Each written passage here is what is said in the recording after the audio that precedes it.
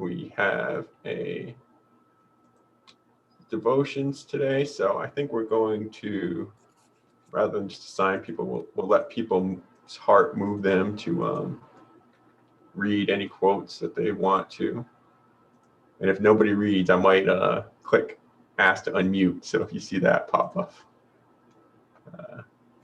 I might help you unmute. But yeah, just move your hearts when you see the writings, although Turner wanted to read the very first one when we start. So let's start with some devotions. So here we go.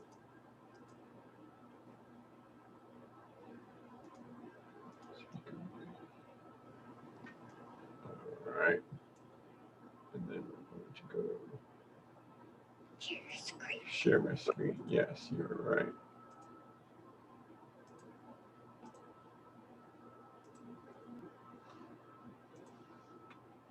All right, Turner, start. Go.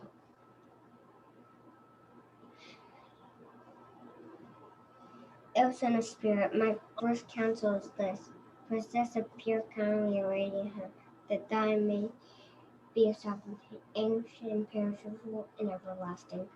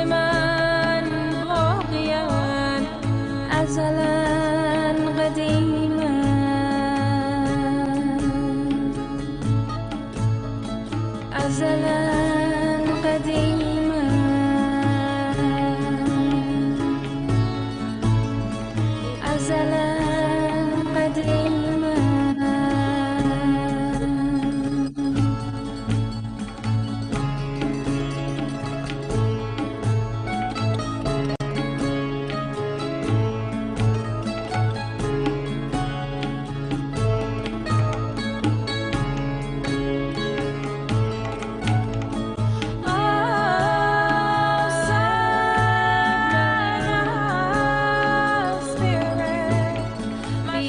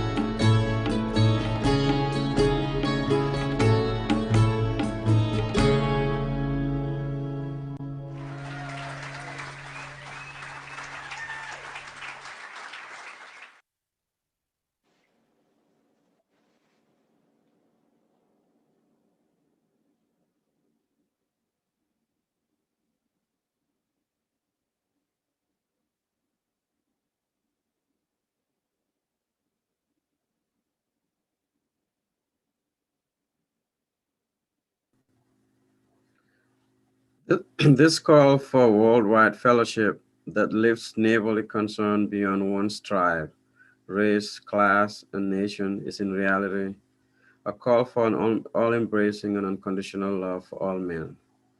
This often misunderstood and misinterpreted concept, subtly dismissed by the niches of the world as a weak and cowardly force, has now become an absolute necessity for the survival of man.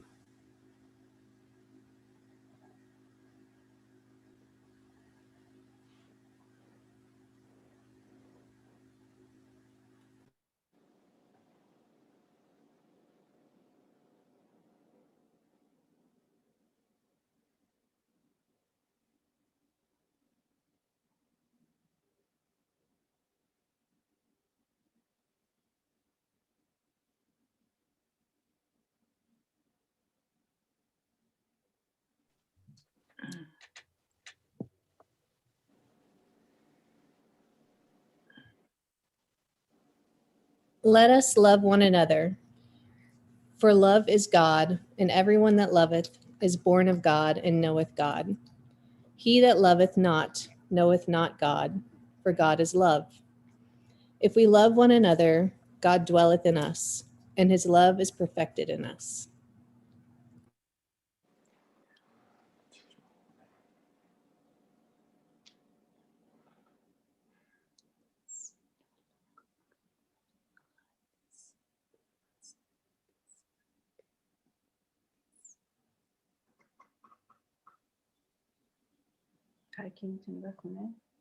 It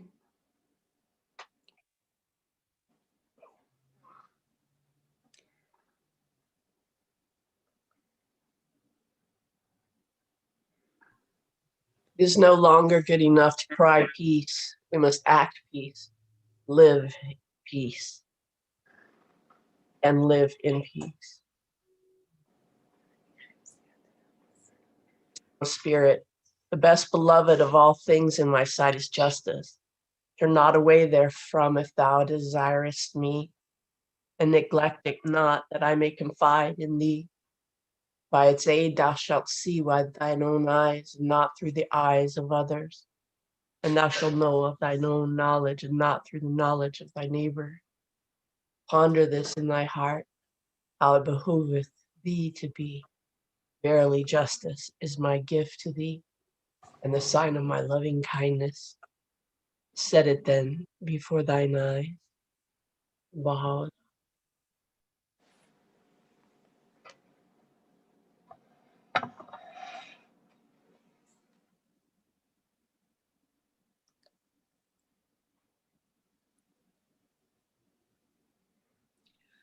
O ye that dwell on earth, the religion of God is for love and unity. Make it not the cause of enmity or dissension. In the eyes of men of insight and the beholders of the most sublime vision, whatsoever are the effective means for safeguarding and promoting the happiness and welfare of the children of men have already been revealed by the pen of glory. Tablets of Baha'u'llah.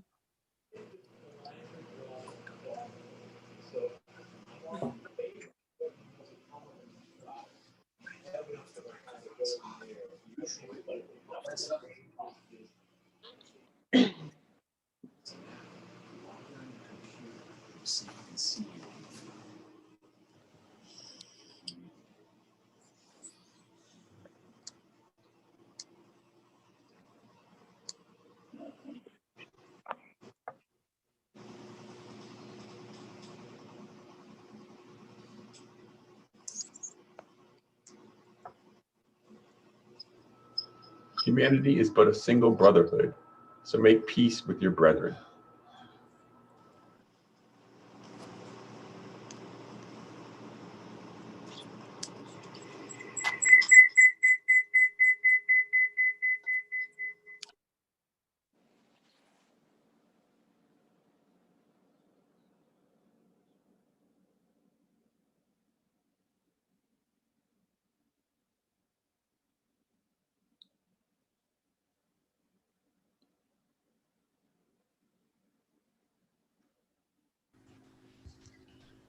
The well-being of mankind, its peace and security, are unattainable unless and until its unity is firmly established. This unity can never be achieved so long as the counsels of the pen of the Most High hath revealed are suffered to pass unheeded. Through the power of the words he hath uttered, the whole of the human race can be illumined with the light of unity, and the remembrance of his name is able to set on fire the hearts of all men, and burn away the veils that intervene between them and his glory. One righteous act is endowed with a potency that can so elevate the dust as to cause it to pass beyond the heaven of heavens. It can tear every bond asunder, and hath the power to restore the force that hath spent itself and vanished. Baha'u'llah.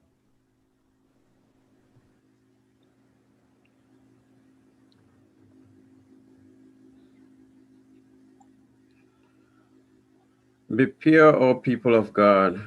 Be pure. Be righteous. Be righteous. Say, O people of God, that which can ensure the victory of him who is the eternal truth. His hosts and helpers on earth have been set down in the sacred books and scriptures, and as clear and manifest as the sun. These hosts are such righteous deeds, such conduct and character as are acceptable in his sight. Whoso ariseth in this day to aid our cause, and summoneth to his assistance the hosts of praiseworthy character and upright conduct, the influence flowing from such an action will most certainly be diffused throughout the world.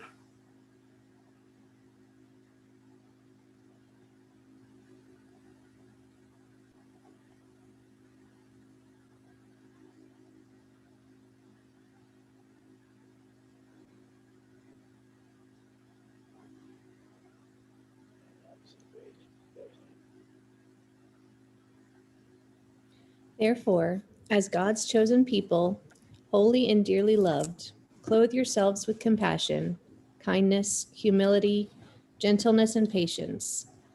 Bear with each other and forgive one another if any of you has a grievance against someone. Forgive as the Lord forgave you. And over all these virtues, put on love, which binds them all together in perfect unity.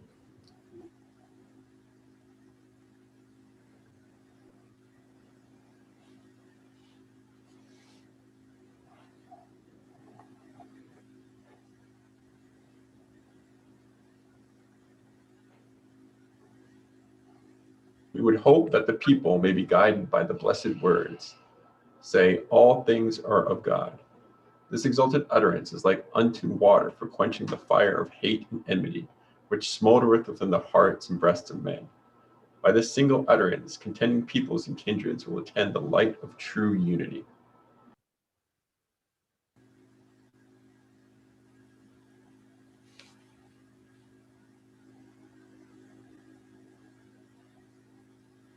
In the estimation of God, there is no distinction of color.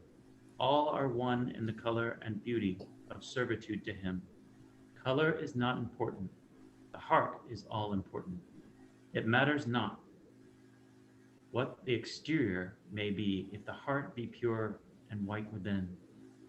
God does not behold differences of hue and complexion. He looks at the hearts. He whose morals and virtues are praiseworthy is preferred in the presence of God. He who is devoted to the kingdom is most beloved. In the realm of Genesis and creation, the question of color is the least important.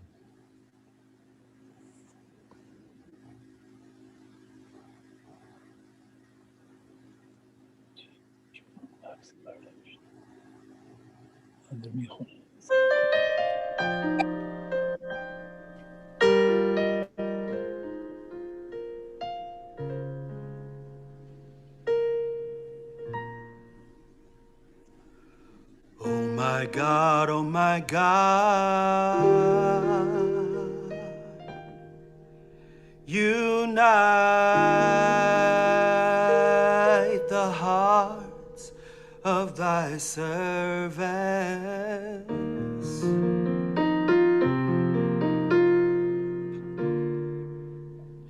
And reveal to them thy great purpose. May they follow thy commandments and abide in thy love. Help them, O God, in their endeavor, and grant them strength to serve thee.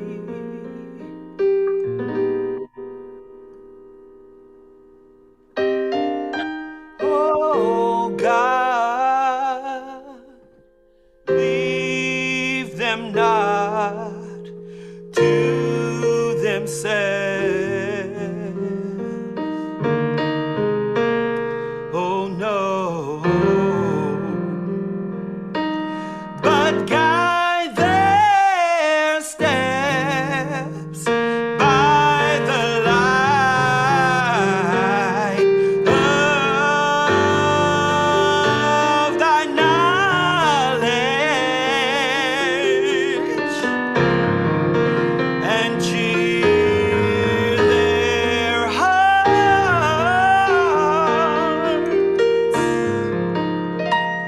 and cheer their hearts. Make them happy, Lord, and cheer their hearts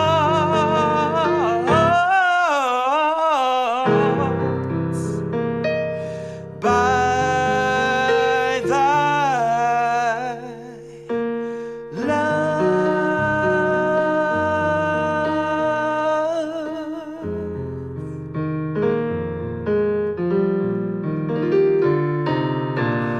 Verily, thou art their helper,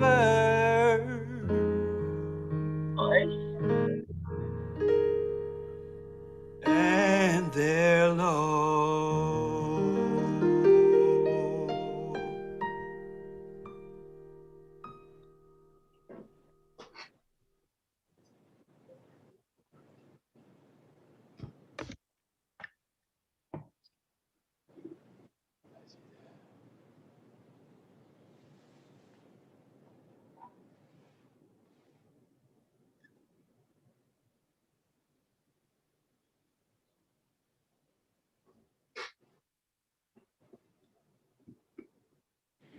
Do not repay evil with evil or insult with insult.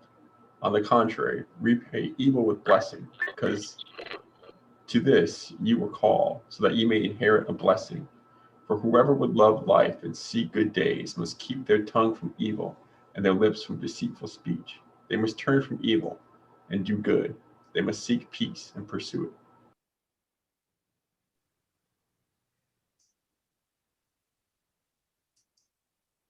So at this time, if anyone would like to share a prayer, please feel free to unmute yourself.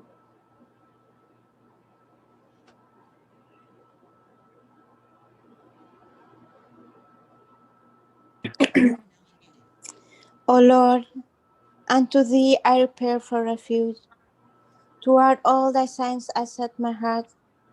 O Lord, whether in traveling or at my home, in my occupation or at my work, I place my whole trust in thee. Grant me then thy sufficing help, so as to make me independent of all things else. O thou who art unsurpassed in thy mercy, bestow upon me my portion, O my God, as thou pleasest, and cause me to be satisfied with whatsoever thou hast ordained for me. Thine is the absolute authority to command the above.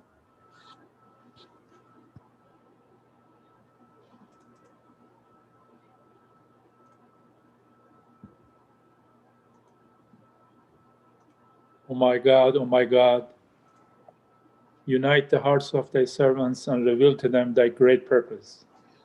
May they follow thy commandments and abide in thy law. Help them, O God, in their endeavor, and grant them a strength to serve thee. O God, leave them not to themselves, but guide their steps by the light of thy knowledge, and cheer their hearts by the love. Verily, thou art their helper and their Lord. Baha'u'llah.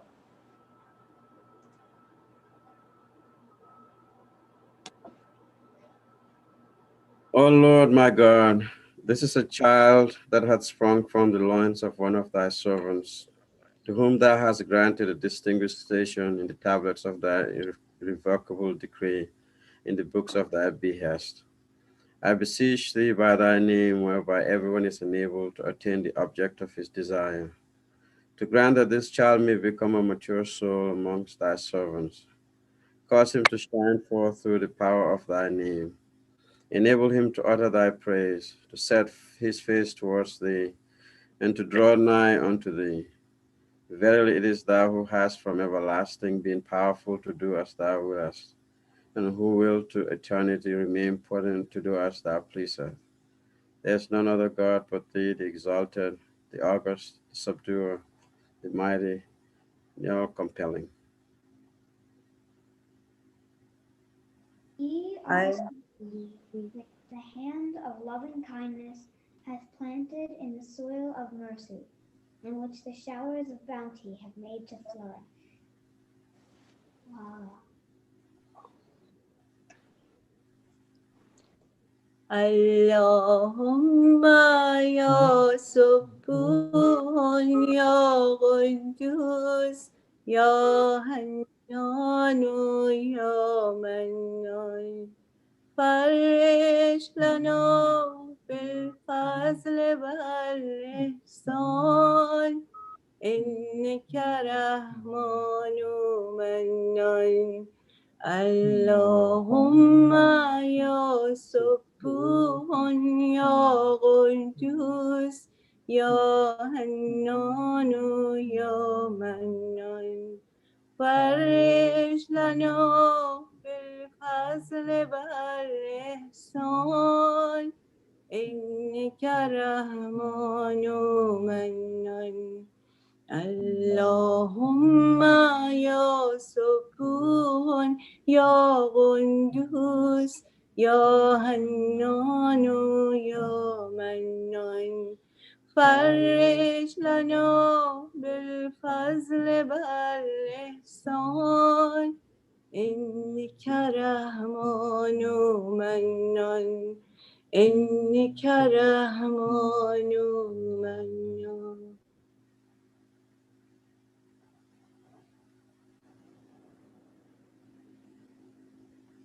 I'd like to say a prayer for a friend named Afad and for all those people who are struggling with COVID right now. Thy name is my healing, O my God, and remembrance of thee is my remedy. Nearness to thee is my hope, and love for thee is my companion. Thy mercy to me is my healing and my succor in both this world and the world to come. Thou verily art the all-bountiful, the all-knowing, the all-wise.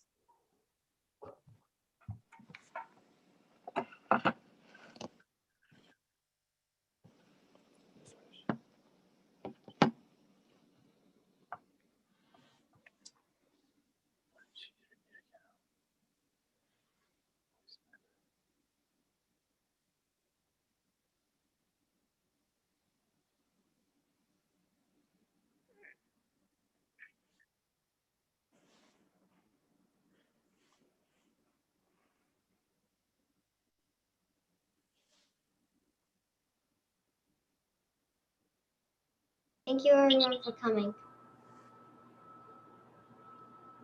Yes, thank you so much, everyone. It's nice to see so many faces. Now, I want to do an important introduction to our speaker because Perhaps his single greatest achievement is his beloved grandkids who were able to join us this morning, Lotus and Max, 2 of his 5 grandchildren. So it was wonderful to see them. Most of you know our dear Ajit from last week at the minimum, but he is going to part 2 of his historical look at Abdul Baha. So he also, I do note that he had some computer issues this week, and so I think he has fixed them and he is ready to go. Nice. Here, let me make him host so he can share his screen. There we go. Fantastic. All right, Ajit. Okay, let me slideshow from current slide. Okay, everybody hear me? Yes. Yes. Okay. When talking about Abdul Baha, of course, it is important for us to note that his achievements are so vast, so huge, that it is almost impossible to summarize them. But Shoghi Effendi tells us that some of Abdul Baha's achievements, that he had taken the Baha'i faith to the West, had disclosed its character and purpose before vast audiences in Europe and North America, and had brought the mortal remains of the Bab to the Holy Land and enshrined them on Mount Carmel. These, in fact, and hundreds and thousands of other things that you could talk about Abdul Baha, but the Guardian highlights these as some of the major achievements. In addition to that, Shoghi Abdul Baha's constant guidance sent to the Baha'is of the East, to the Baha'is of Iran, to the Baha'is of India, sending out pioneers, etc., helped really establish the Baha'i faith in many parts of the world where it had not heretofore existed.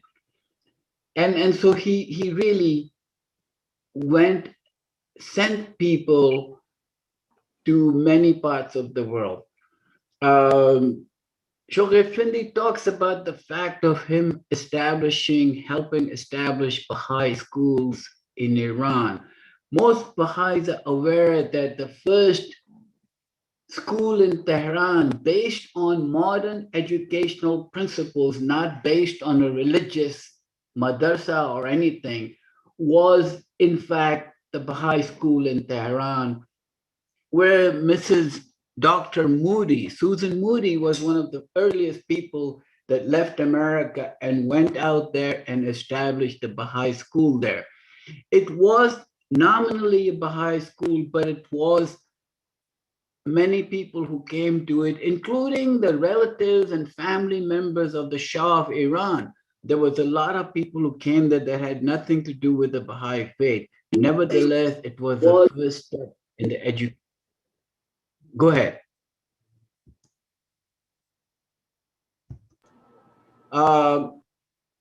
He spent a lot of time in Egypt, and from Egypt, the Baha'i faith spread all over the Middle East. From Egypt, it went to Morocco. From Egypt, it went to Tunisia. Egypt became sort of the hub. Most of you know that Abul Fadl Golpaigani in his later years spent most of his life in Egypt.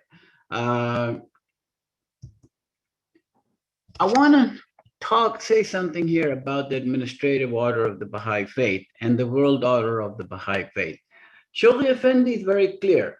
One of the fundamentals involved in our administrative order, which we must remember will become the pattern for our world order. So in the Baha'i faith, in the Baha'i dispensation, the world order of Baha'u'llah and the administrative order of the Baha'i faith is one and the same. Let me repeat that. The world order of Baha'u'llah and the administrative order of Baha'u'llah is one and the same. In fact, the administrative order of Baha'u'llah is to evolve eventually into the world order of Baha'u'llah. And we will know this is happening because we will no longer have a local spiritual assembly in Austin. We will have a local house of justice in Austin. We will no longer have a national spiritual assembly. We will have the National House of Justice in America and all over the world. That will be a step. That will be the recognition that we as a community, as a people, as Baha'is have evolved to the point that the House of Justice can now designate us differently. You are, I'm sure, all aware that Shoghi Effendi said this appellation, this name that is given to the administrative structure is temporary and will evolve into the national and local houses of justice.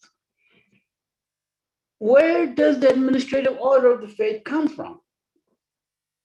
There are three documents actually that Shoghi Effendi describes as the charter of his world order.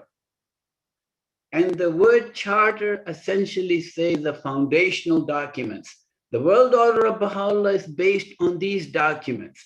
One is the Kitab-i-Aqdas.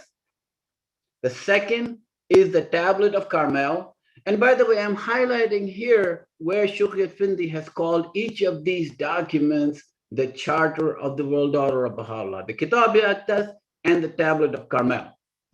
The next one that he designates as the charter of the world order is the Will and Testament of Abdul Baha. And I'm going to talk a little bit about each of these documents to put into context how these three documents are what the world order of Baha'u'llah is based on. The tablets of the divine plan, on the other hand, is designated as the charter of the plan. All plans, the first 7-year crusade, the second 7-year crusade, the 2-year plan that he gave to India, that Guardian gave to India, the 10-year crusade, all are based, all revolve around the tablets of the divine plan. So here is what we know, that the Kitab-i-Aqdas gave us the universal house of justice and gave us the local houses of justice. The Will and Testament of Abdul Baha gave us the national spiritual assemblies, but it also gave us 2 additional institutions, the local and the national convention, and the election of the House of Justice. In essence, Baha'u'llah's Kitab-i-Aqdas leaves a gap. It does not tell us how we go about electing the Universal House of Justice. It is the Will and Testament of Abdul Baha that tells us that we need to elect national spiritual assemblies. And when we elect enough national spiritual assemblies, the national assemblies will get together and elect the House of Justice. But before we could elect the national spiritual assemblies, we had to elect some local spiritual assemblies. Before we could elect local spiritual assemblies, we at least had to have some groups, people living in different places. And this is what the plan was that the Guardian implemented for us. People constantly talk about the fact when Shoghi Effendi became the Guardian, they were constantly reminding him that his task was to elect the House of Justice. Shoghi Effendi resisted. Shoghi Effendi clearly told us, pointed out to us that his task was to set in place a process that would eventually lead to the election of the House of Justice. He took the tablets of the divine plan and ran with it. Under the tablets of the divine plan, he asked people to go everywhere in the world. And they were first to create groups of Baha'is everywhere, 1 or 2 people. And by the way, each of us, each community, local community knows the name of the very first person. We, for example, could tell you who was the first Baha'i in Austin. Houston probably could do the exact same thing. Who was the first person that arrived here? That first person multiplied and grew to multiple people so they can become a registered group. When they became a registered group, they advanced further to elect a local assembly. And where enough local spiritual assemblies were elected, we could elect a national assembly. And when enough national spiritual assemblies were elected, we could elect the Universal House of Justice.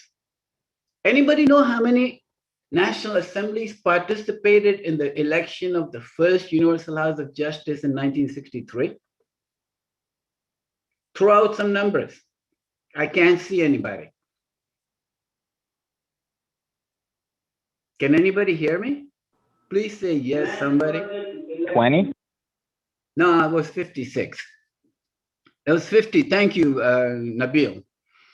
56 national spiritual assemblies came together in Haifa to elect the first Universal House of Justice. Following that, all members elected on that first House of Justice went to London to participate in the Baha'i conference at the Royal Albert Hall. The next document that we should be aware of is the Tablet of Carmel. Tablet of Carmel was revealed by Baha'u'llah in 1891. In this tablet, Baha'u'llah outlines a plan for the building of the Ark on Mount Carmel, and he designates Haifa as the world headquarters of the Baha'i faith.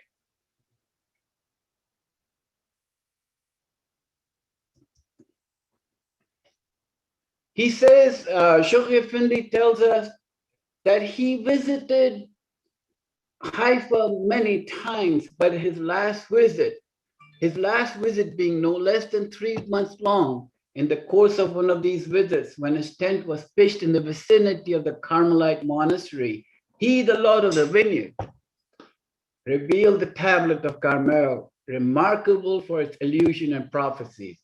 On another occasion, he pointed out himself to Abdul Baha as he stood on the slopes of that mountain, the site which was to serve as the permanent resting place of the Bab, on which a befitting mausoleum was to be erected. So laying to rest the remains of the Bab on Mount Carmel has a lot of significance, a tremendous significance for the Baha'is, the Christians, and the Jews. There is a tremendous, this accomplishment is of great importance to all religions. As soon as Baha'u'llah designated the spot for the burial of the Bab on Mount Carmel, Abdul Baha started to move forward towards acquiring the properties for the monument of the Bab, plus additional properties that would fulfill Baha'u'llah's vision of the Ark. He had, between the year 1899 and 1909, when he laid to rest the remains of the Bab, not only did he lay to rest the remains of the Bab, but he had acquired the property around that and had started to plant the gardens and the trees and all the stuff that fulfills prophecies. And I'll talk a little bit about this. What does it mean? Dear friends, there is a strong prophecy in the very last book of the Jewish Bible. Some people call it the Old Testament. There is a strong prophecy at the very last book of the Old Testament, the book that Jews call the Tanakh. The book is called Malachi, and in Malachi it says that Elijah must come before the coming of the day of the Lord. So the prophecy of Elijah coming before the day of the coming of Baha'u'llah had been prophesied.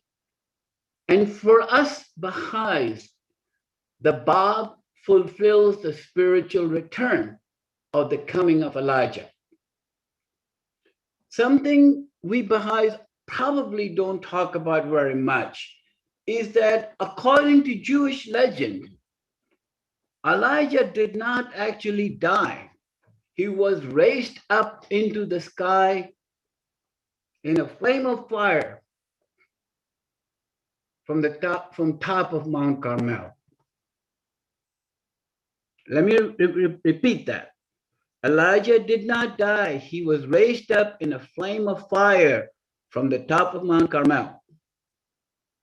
So here is Elijah, the Bab, finally back on his own mountain. So when somebody who is Jewish tells me or talks about how beautiful the Baha'i temple is in Haifa, I always say it's not the temple, it's the resting place of the prophet Elijah. I refuse to just let them describe it as a temple. I tell them it is the resting place of Elijah.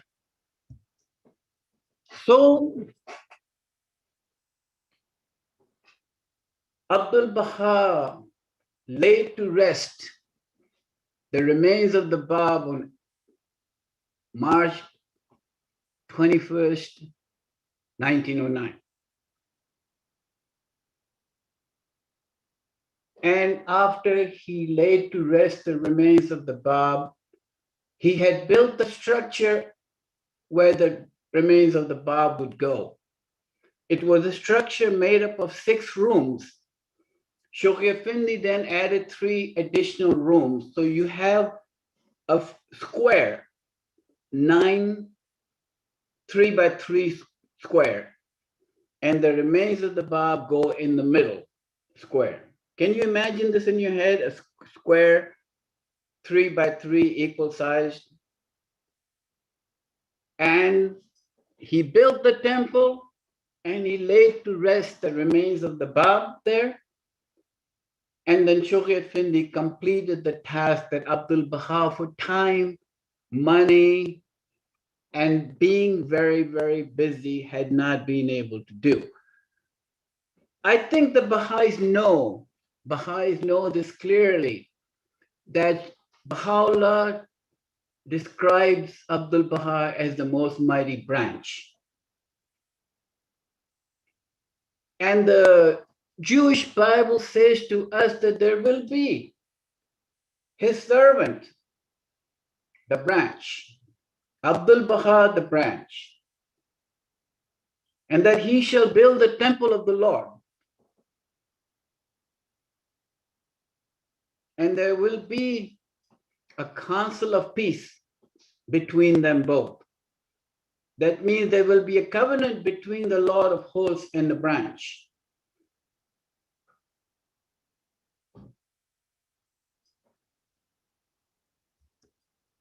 Why was the shrine of the Bab important? It fulfilled the wishes of Baha'u'llah. For Abdul Baha, that was the most important accomplishment, because he did what his beloved father had wanted him to do. He started the construction project on Mount Carmel, the Ark of Salvation promised in the Lohe Carmel. He started that. He created the first point on that ark, and I'll show you a picture which will show you what I mean. He created the first point on that ark. He started the establishment of the world center of the Baha'i faith.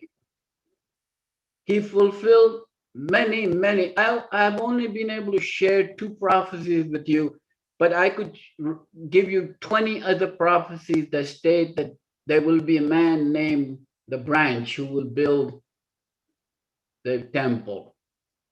And then he fulfills the time of the return. And I will talk to you a little bit about what that means, the time of the return. I'm going to skip over the Tablet of Carmel. You guys should all read it. In fact, I think the Will and Testament of Abdul Baha and the tablet of Carmel and the tablets of the divine plan should be must reading for all of us. Ruya Khanum says, grasping the hidden import of Baha'u'llah's tablet of Carmel, the guardian entombed the greatest holy leaf near the shrine of the Bab. And then he brought Nawab and Mirza Mehdi. And then later on, he buried Munira Khanum there. But he started building, Shoghi Effendi started finishing up the projects that Abdul Baha actually started.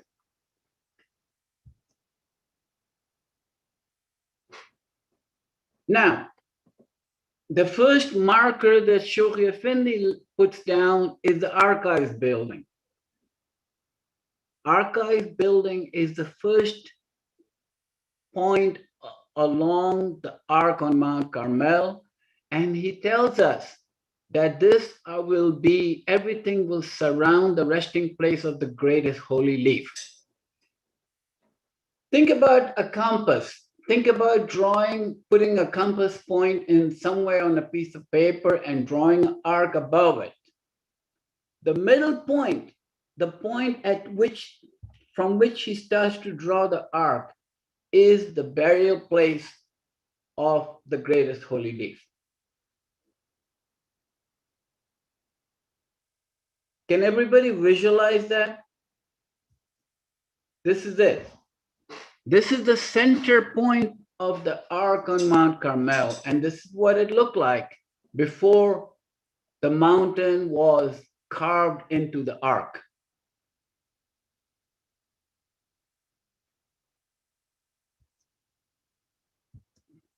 And this is the arc, dear friends. I don't know if you can see my you click my share pointer. screen.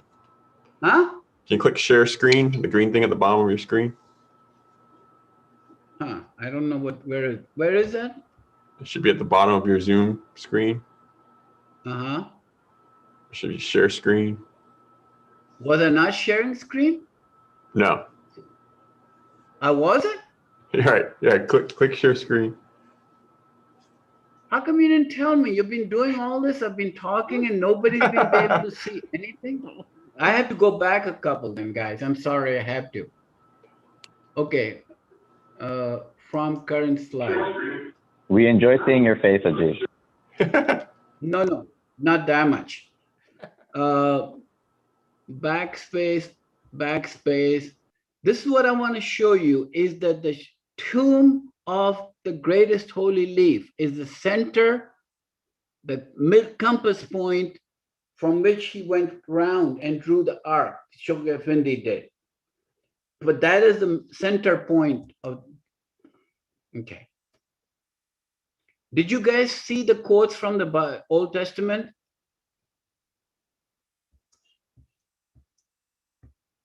Did you guys see this? No, we did not. But it's okay. How come you didn't tell me We're following you. We got you. Texted me. All right. I'm sorry. I'm going to have to do this thing all over again next Sunday. No, but remember, I have told you where these come from. The Old Testament, the Jewish Bible, describes a man named the branch who will build the temple. And what I was telling you is that when our Jewish friends call it the temple, I always say it's the burial place of the prophet Elijah, the Bab. All right.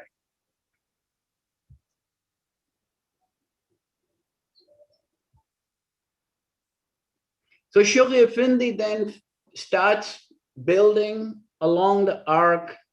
He builds the first building, the archive building, and then leaves us with a pattern for what all future buildings would look like and how they would be built along the arc. And this is what the arc looks like. I want you to notice the circle, semicircle as it goes around. Huh? Yeah. Okay. And what you don't see here, the first building is the ITC building. The second building is the Universal House of Justice building. And then along here, you see the building of the archives building. No, that's the Center for the Study of the Text, the archive building. Along the arc, as you keep going farther to your right, you see the Shrine of the Bab, which is almost part of the arc. If you were to keep extending the arc, the Shrine of the Bab is almost on the same arc.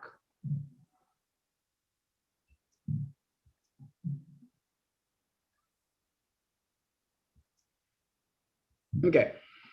Friends, this is really important to our Jewish friends, and we should talk about them. That there will come a time when the house of the Lord's house shall be established in top of the mountain and shall be exalted above the hills, and all nations shall flow unto it. And many people will shall go and say, come ye and let us go to the mountain of the Lord, the house of the God of Jacob, and he will teach us his ways, and we will walk his path. For out of Zion shall go forth the law. Remember, the universal house of justice is given to us by Baha'u'llah as the lawmaking body. It is the legislative body that he has given us. That is their main function, legislation. Therefore, to say that the law shall go forth from the mountain is fairly clear-cut. But there is another thing that comes about with this thing, dear friends. It is that the Jews will now be allowed to return to the Holy Land. And they shall no more be pulled up out of the land which I have given them, saith the Lord thy God. And there is a whole letter the Shoghi Effendi writes, in which he says, of course the Jews will be allowed to return to the Holy Land. If Baha'u'llah fulfills the prophecy of the coming Lord of hosts, then the Jews will be allowed to come back to the Holy Land, and many of them will accept the Baha'i faith. And this clearly, the laying of the foundation is the laying to rest of the remains of the Bab on Mount Carmel, which starts the process of the Jews being allowed at least somewhat to come back. And of course, after 1948, they come back in large numbers. But the fact of the matter is that this land has been promised to the Jews. And there are many Jews who will say Israel is not a legitimate state. And you say, well, why not? Because the Messiah hasn't come. I'm sure some of you have heard that story. And I'm sure most of you will say, yes, but Baha'u'llah is the Messiah.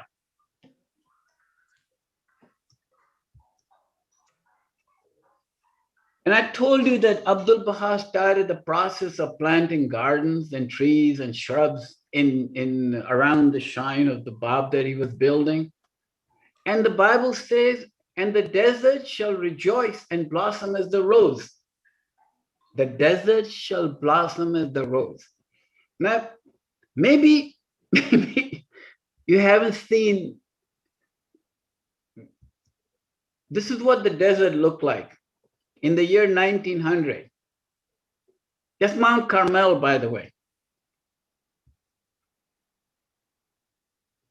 This was transportation in the early days of the Holy Land.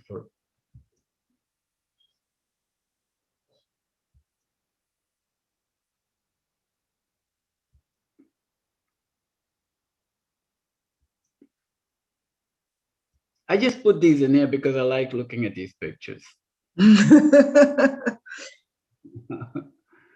I do.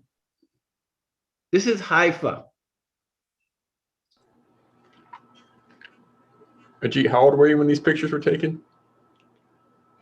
I took them with my Kodak camera that I used to have. I love these pictures. It reminds me, this is the port of Haifa.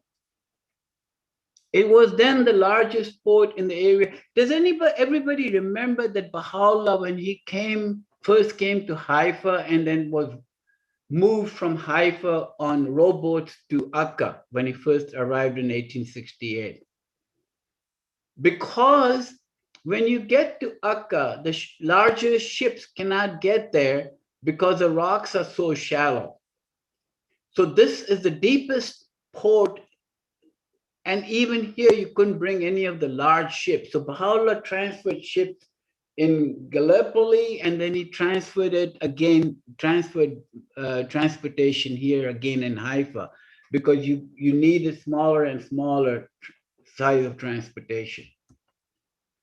So this is what the desert looks like now. I love these pictures. I just love these pictures. These I took, by the way, Chris. I'm surprised they're in color then. Yeah, they were in color when I took them. Thank you very much. You can make fun of old people, that's all right. Shaykh Effendi tells us that the establishment of the Baha'i faith, of the faith of Baha'u'llah in the Western Hemisphere, the most outstanding achievement that will forever be associated with Abdul Baha's ministry. So the Baha'i faith in the West that existed before the coming of Abdul Baha was here. There was a guy named Khairullah that was teaching the faith. There were other people who were trying to. Khairullah was also the person who told Abdul Baha that I'll take the Western world, you take the Eastern world, and we'll teach the faith together. This is how Shaykh Effendi describes Abdul Baha. He says Abdul Baha was at this time in broken health. He suffered from several maladies brought on by the strains and stresses of a tragic life spent almost wholly in exile and imprisonment. He was on the threshold of 70 years and 10. He was at 68. Yet, as soon as he was released from his 40-year-long captivity, as soon as he had laid the Ba's body in a safe and permanent resting place, and his mind was free of grievous anxieties connected with the execution of that priceless trust, he arose with sublime courage, confidence, and resolution to consecrate what little strength remained to him in the evening of his life to a service of such heroic proportions that no parallel to it is to be found in the annals of first Baha'i century. You know, until he came and spoke in America, he had never spoken in front of a crowd. He had never gotten up and spoken in front of a church or synagogue.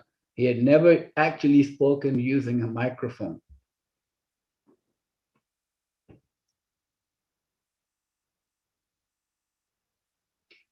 Shaykh Effendi says to us, he who in his own words had entered prison as a youth and left it as an old man,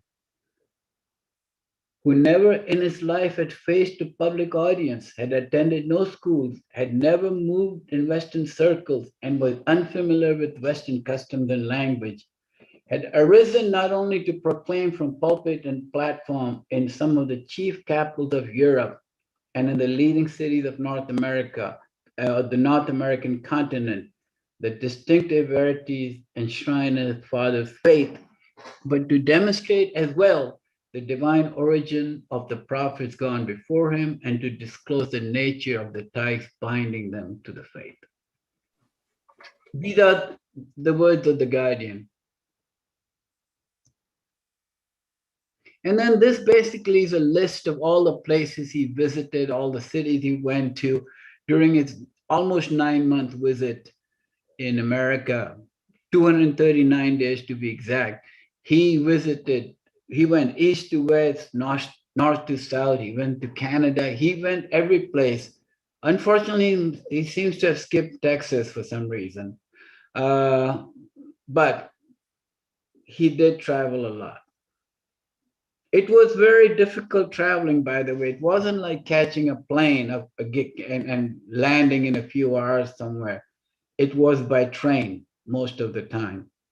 And train travel for a man in his condition and his health must have been tremendously difficult. This again is a list of his sites. I'm going to skip.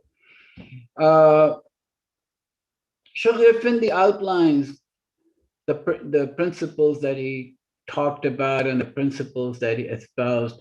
I think the 12 principles that we Baha'is talk about come from these talks of Abdul Baha. All right, somebody want to read this because something's. Nabil, read this for me. Can you see it? Yes. Okay. These stand out as the essential elements of that divine polity, which he proclaimed to leaders of public thought as well as to the masses at large in the course of these missionary journeys.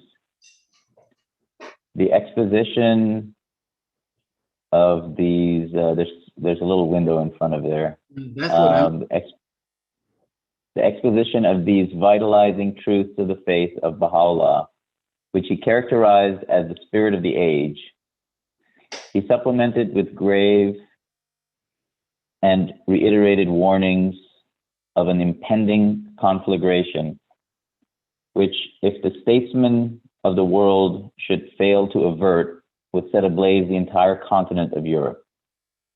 He moreover predicted in the course of these travels the radical changes which would take place in that continent, foreshadowed the movement of the decentralization of political power, which would inevitably be set in motion, alluded to the troubles that would overtake Turkey, anticipated the persecution of the Jews on the European continent, and categorically asserted that the banner of the unity of mankind would be hoisted, that the tabernacle of universal peace would be raised, and the world become another world.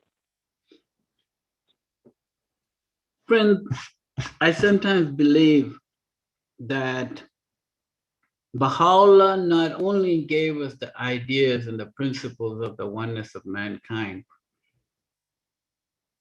but he also provided us with the means to achieve it.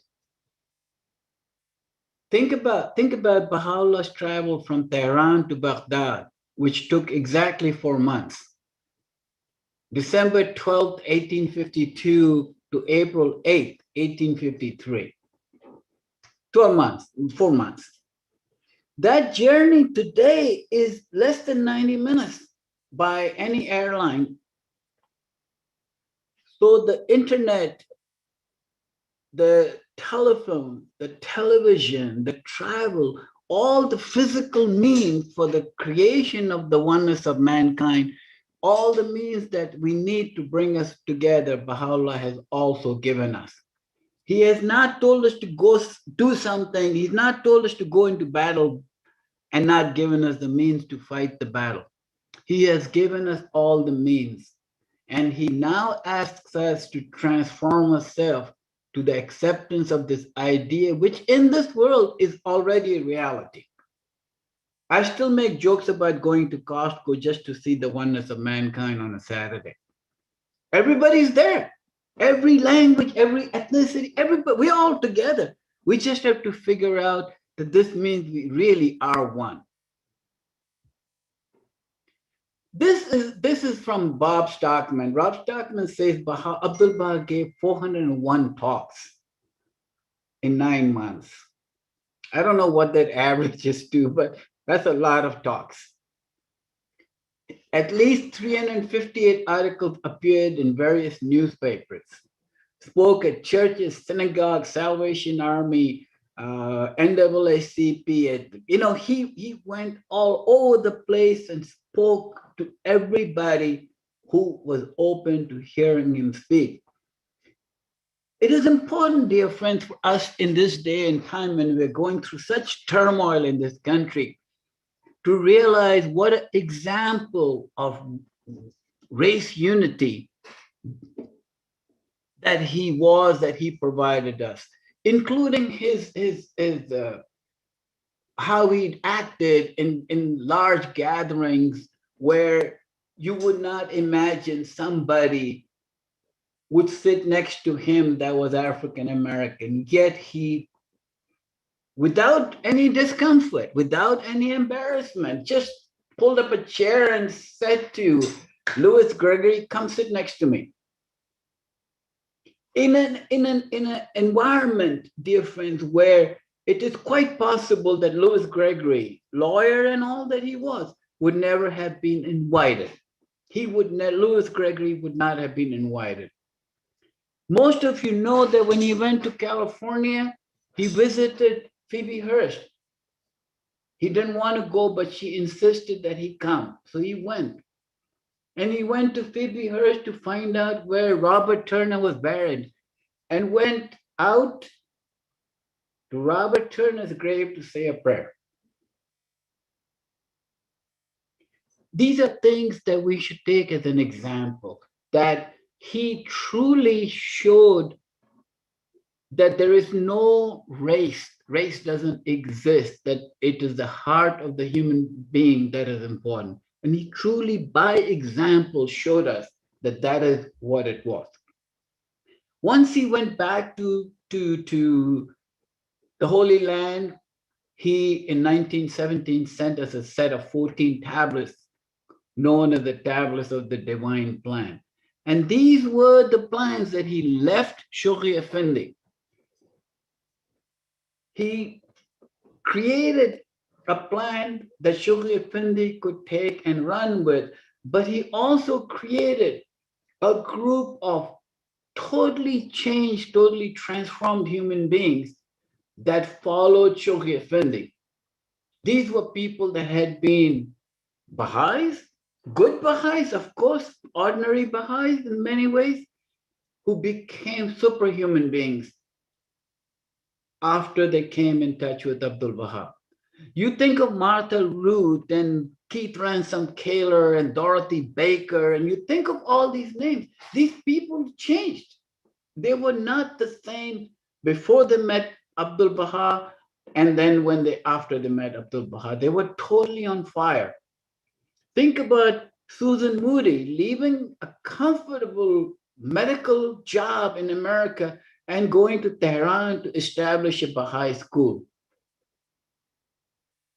Think about Keith Ransom Kaler, who is buried in Isfahan, by the way, Nabil. Keith Ransom Kaler going and dying in Isfahan and being buried there. Think of Ella Bailey. Think of all these people that just went because the guardian asked them to get up and fulfill the tablets of the divine plan given them by Abdul Baha. Now, there were other people involved. It wasn't just Americans and Canadians. There were the Persians, the Indians. All of these people did this. But the task was led by the Americans. We are the spiritual descendants of the Dawnbreakers. Shoghi Effendi tells us that.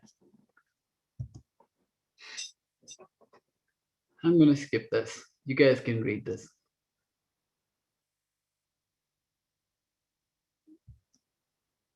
What is this line on top of the screen? No. Please move this window away from the shade. What the hell is this? Okay.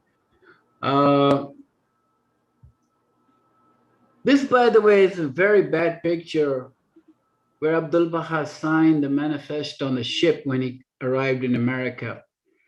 I have a clearer copy, but I couldn't find it. But it does say Abdul Baha Abbas. I have tried to highlight it. And he's in it, he says he's an author and lecturer. And it says he's going to live at the home of Montford Mills in New York. Apparently they were required, all travelers were required to fill in this document. I hope my son is watching this. This is Abdul Baha giving a talk at Stanford. Sarah. Anybody know the story of Sarah Farmer? Sarah Farmer is the woman that gave us the Baha'i school in Maine, Greenacre Baha'i School in Maine. She was a wonderful woman, but when she died, there were several people who wanted that property. The Baha'is did. The Vivekananda Vedanta Society wanted it also.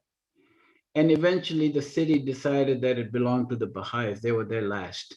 But it was all her farm that turned into a great big Baha'i school. And there is a room there where Abdul Baha actually stayed in that room there. This is Abdul Baha at the dedication of the temple. James Thornton Chase is known as the first Baha'i, American Baha'i. You know, I'm sure all of you have seen this. There's a wonderful discussion between Khalil Gibran and Julia Thompson about Abdul Baha.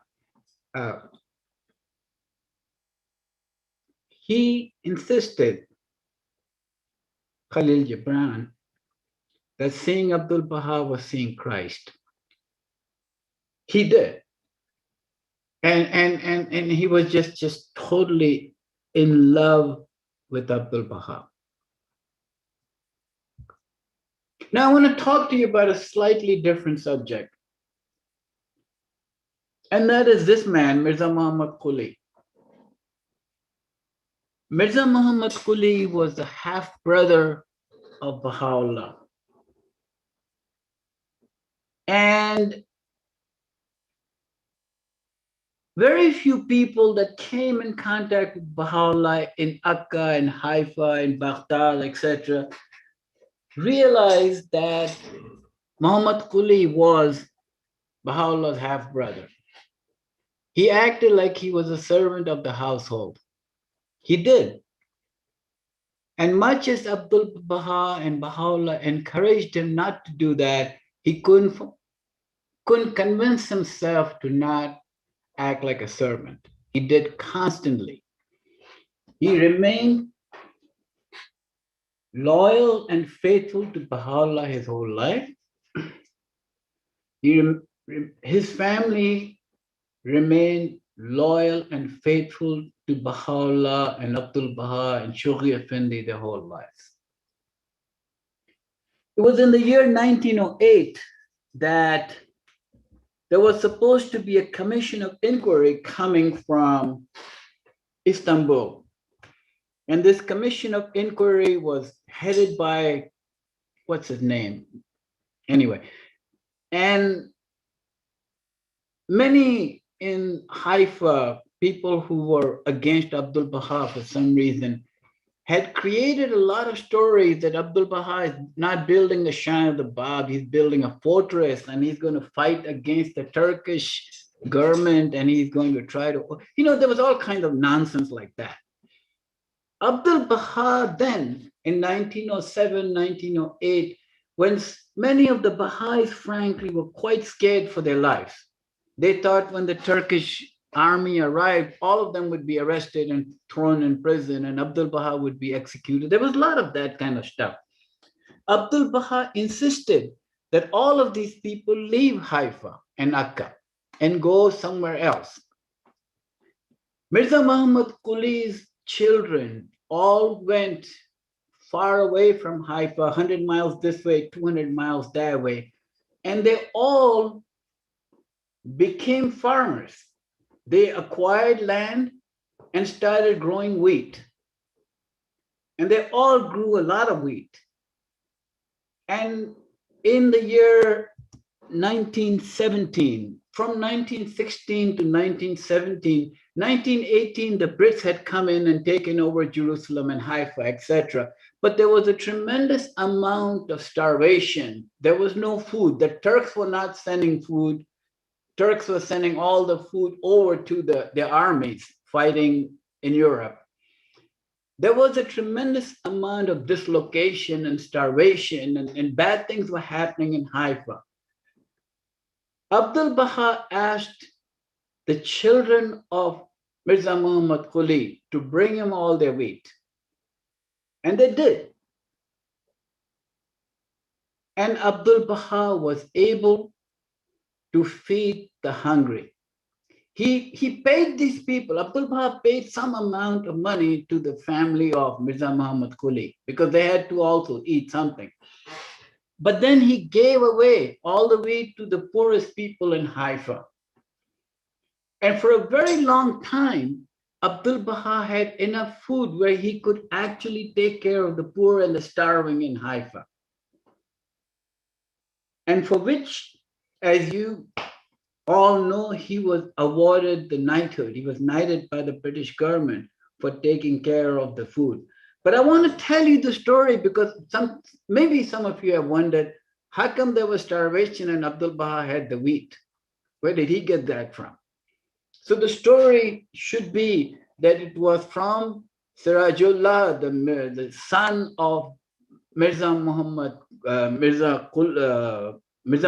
Quli, that Abdul Baha was able to acquire all the food. I'm going to say a couple of things here, then I'll stop. So when they bought all this land and they started becoming farmers and they grew a lot of farms and wheat and they did fairly well in their lives. 1945 through 1948, there were 3 years of great turmoil, amid tremendous turmoil around Jerusalem, Haifa, Akka. There was the Jews were pouring in from Europe. The Arabs wanted the Jews out of there, and there was a tremendous amount of fighting going on. Baha'is were sort of caught in the middle of this thing. Many of these friends, family of Mirza Muhammad Quli, handed the title to their property to Shoghi Effendi and took off. I mean, they had all this farmland. They didn't want to get killed in somebody else's fight, so they gave the property to the guardian and they went away. So Shoghi Effendi suddenly had tons of land that basically sat on the borders of the newly created state of Israel. He had a lot of land. And then he tells us that the acquired area raising Baha'i holdings on the holy plains of Akka from 4,000 to 150,000 square meters was exchanged against property donated by children of Zikrullah. I can't see this, something is blocked. Half brother of Baha'u'llah. So Mirza Muhammad Quli's children and grandchildren who owned these properties gave them to Shoghi Effendi, and Shoghi Effendi gave them to the Israeli government. In exchange, he got more property, desirable property that he wanted, allowed him to expand the holdings of the Baha'i faith and expand the shrines of Baha'u'llah. And then Nabil, read this one. It is filled with the feeling. It is with a feeling of joy and gratitude that we inform the Baha'i world of the befitting reinterment of the remains of Mirza Muhammad Quli, the faithful half-brother and companion in exile of Baha'u'llah, and of 11 members of his family in a new Baha'i cemetery on a hillside looking across Lake Kinneret and the hills of Galilee towards the Qibla of the faith. This historic event, coinciding fortuitously with the first formal presentation of the promise of world peace to a head of state, is of a special significance in the annals of the cause of Baha'u'llah. Go ahead and read the next one too. Okay. On 12th November 1952, the beloved guardian jubilantly cabled the Baha'i world his announcement of the acquisition of vitally needed property surrounding the most holy shrine of the mansion of Bahji, in exchange for land donated by the grandchildren of Mirza Muhammad Quli.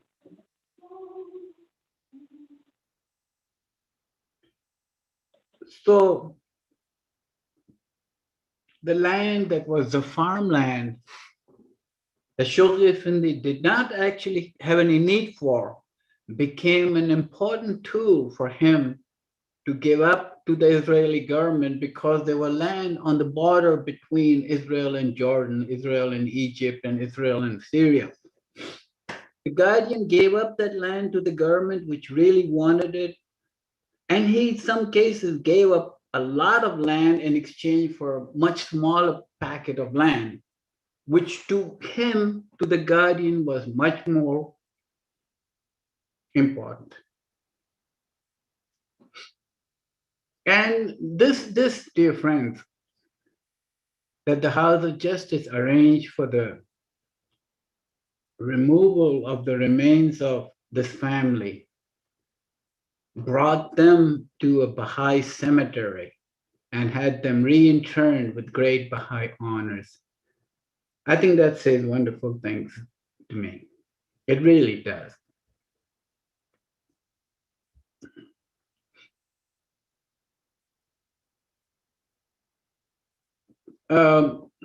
Just let's read this on the last. Go ahead, Nabil. You good reader. Read this one for me. The second paragraph. On the morning of Friday, 18 October 1985, as the final stage in this process, the remains of Mirza Muhammad Quli himself were ceremoniously conveyed from the old cemetery to the new, and were reinterred there in the presence of the hands of the cause, Abdul Baha Ruhiya Khanum and Ali Akbar Furutan, members of the Universal House of Justice and of the International Teaching Center, and a large gathering of World Center friends, as well as representatives of the Israeli authorities and of Kibbutz Ein Kev. Mrs. Husniya Baha'i, the granddaughter of Mirza Muhammad Quli, who is now pioneering in St. Lucia in the West Indies, accompanied by members of her family, had been especially invited to attend the ceremony in honor of her illustrious forebear, to whom Abdul Baha paid eloquent tribute in Memorials of the Faithful.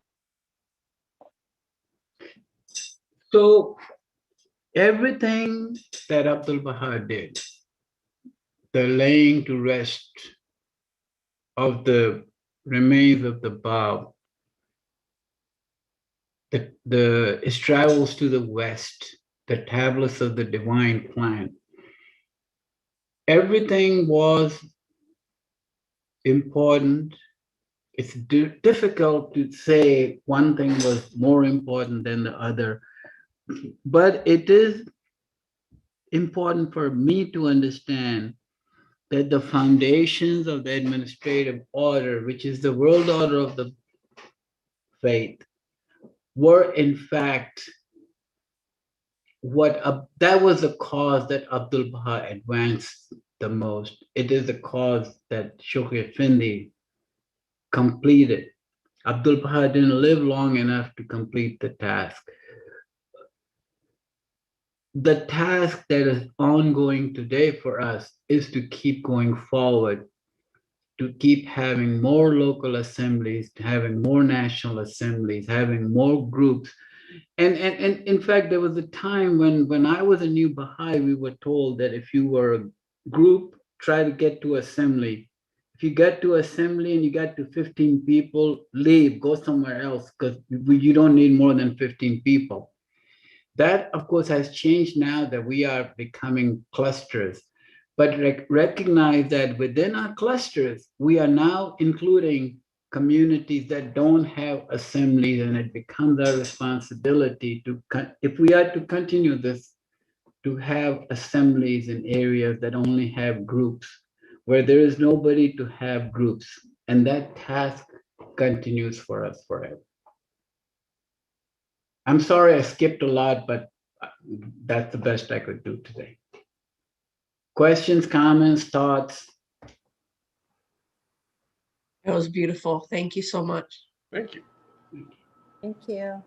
Thank you. Thank you very much. No questions, no comments? You guys know all, this is probably repetitive, so you know all this stuff. But I enjoy telling the story. I love telling the story of Mirza Muhammad Quli. I just love his story. It was nice, beautiful. You're a great storyteller. I'm sorry? Thank you. Oh, you're welcome.